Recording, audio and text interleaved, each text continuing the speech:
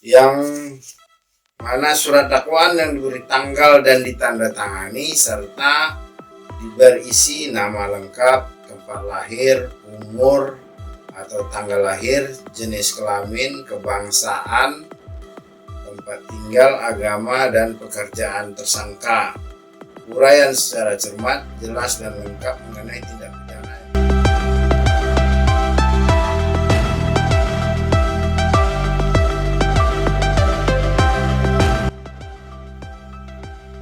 Assalamualaikum warahmatullahi wabarakatuh. Alhamdulillahirrahmanirrahim atas segala nikmat yang sudah diberikan kepada kita selama ini, dan selawat beriring salam juga tidak luput dan tidak bosan-bosannya kita kirimkan kepada junjungan alam Nabi besar Muhammad Sallallahu Alaihi Wasallam dengan mengucapkan Allahumma sholli ala sayyidina Muhammad wa ala sayyidina Muhammad. Tentunya kita berharap ampunan dari Allah dan juga kita berharap diberikan syafaat oleh Rasulullah di yaumul mahsyar kelak. Nah, ketemu lagi kita di dalam channel kesayangan Anda, channel Gusri PD27. Channel yang mencoba memberikan suatu edukasi tentang hukum kepada masyarakat yang mudah-mudahan bisa menginspirasi dan bisa menjalin suatu komunikasi yang baik tentang pencerahan dalam lapangan ilmu hukum. Nah,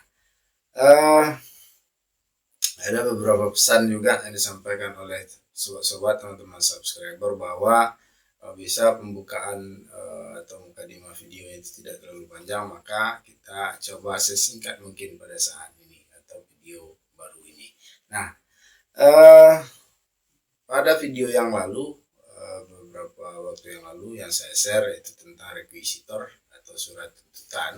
Nah, kali ini karena ada permintaan dari subscriber saya atau teman YouTuber juga ya, rekan-rekan YouTuber yang dari Kendari kalau saya tidak salah. Nah, dia minta tolong dibahas tentang surat dakwaan. Nah, kali ini kita akan membahas tentang surat dakwaan. Nah, apa itu surat dakwaan? Surat dakwaan adalah suatu surat atau akta yang dijadikan dasar untuk mengajukan tuntutan kepada seseorang yang telah diduga melanggar suatu aturan atau ketentuan yang ada di dalam Kitab Undang-Undang Hukum Pidana atau KUHP. Nah, ini nanti di dalam tuntutan itu dibuat namanya surat dakwaan atau ada yang menyebutnya dengan istilah akta. Tapi penyebutan dengan akta ini sangat-sangat jarang dilakukan oleh para praktisi hukum. Tetapi kebanyakan para praktisi hukum itu menyebutnya dengan istilah surat dakwaan. Nah, apakah dakwaan ini hanya menyangkut tentang aturan-aturan pidana yang ada di dalam KUHP? Nah, sebenarnya dengan banyaknya delik-delik atau ketentuan-ketentuan hukum pidana yang diatur di luar KUHP pada saat ini, maka surat dakwaan itu berlaku juga untuk yang namanya ketentuan-ketentuan hukum pidana yang dilanggar di luar KUHP. Nah, maka ada delik itu ada dua macam, ada delik yang diatur di dalam KUHP atau delik-delik yang di luar KUHP atau yang disebut juga dengan istilah delik-delik khusus atau tindak pidana khusus. Nah, tetapi pada video kali ini pembahasan atau sesi pembahasannya tidak tentang pidana di luar KUHP atau pidana khusus, tetapi ada tentang surat dakwaan. Nah, dasar dari seorang penuntut umum untuk melakukan penuntutan kepada seseorang di tingkat pengadilan itu adalah dengan melalui surat dakwaan. Surat dakwaan ini diatur di dalam pasal mulai dari pasal 137 KUHP atau KUHAP atau bisa juga disebut dengan kalau dipanjangkan istilahnya adalah Kitab Undang-Undang Hukum Acara Pidana. Nah, di dalam pasal 137 KUHAP ini diatur tentang bagaimana mulai seseorang itu didakwakan, maka jaksa penuntut umum dalam hal ini harus memuat surat dakwaan. Nah, apa saja isi dari surat dakwaan itu? Yang pertama adalah tentunya identitas terdakwa yang ada di dalam surat dakwaan itu. Yang kedua adalah tentang pasal apa yang dia langgar. Nah, pasal yang dia langgar ini harus jelas dicantumkan di dalam surat dakwaan yang diajukan ke pengadilan tersebut. Nah, selain itu secara sederhana isinya adalah identitas, pasal yang dilanggar, dan surat dakwaan itu juga harus ditandatangani oleh jaksa penuntut umum dan diberi tanggal yang harus diserahkan ke pengadilan. Nah, kalau kita membaca KUHP tentu harus sesuai dengan apa yang diatur di dalam KUHP itu tentang syarat-syarat sahnya dakwaan.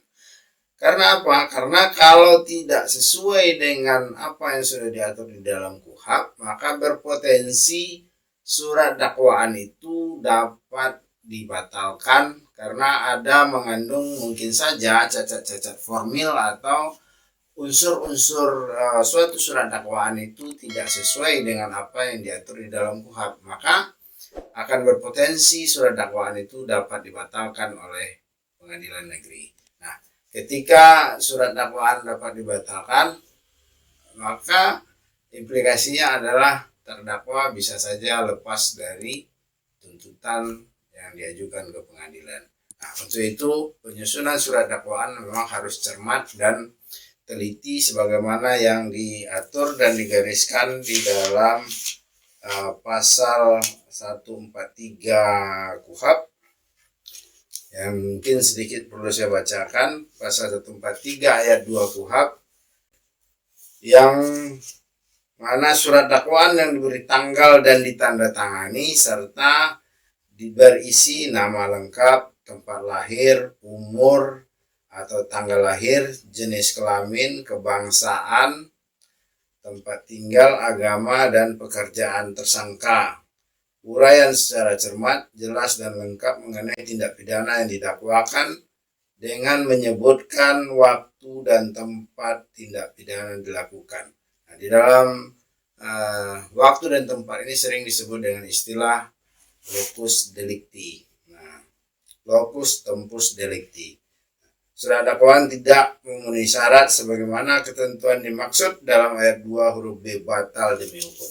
Nah, seperti yang saya jelaskan tadi, ketika surat dakwaan itu tidak disusun secara cermat sebagaimana yang diatur dan ditetapkan dalam pasal 143 ayat 2 KUHP, maka surat dakwaan tersebut batal demi hukum. Konsekuensinya ketika surat dakwaan itu batal demi hukum, tentu perkara tersebut tidak bisa dilanjutkan pemeriksaannya.